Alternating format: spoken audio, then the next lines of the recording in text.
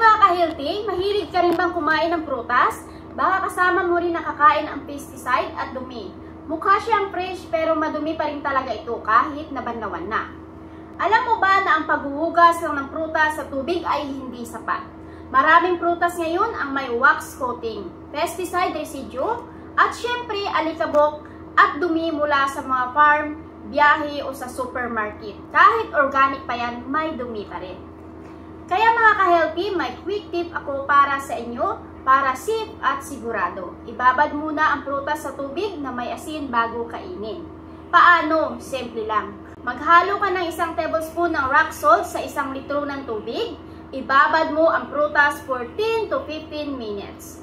Tapos rinse mo ulit with clean water. Ano nga ba ang nangyayari pag ginawa ito?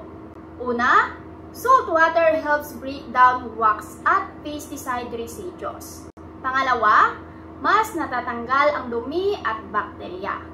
Mapapansin mo habang nakababad, lumulutang ang dumi at may insekto pa nga minsan. At syempre, mas safe kainin lalo na ng kids.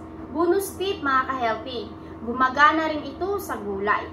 Kung inaalagaan mo ang katawan mo, simulan mo sa maliit na bagay tulad ng paglilinis ng prutas at gulay ng tama.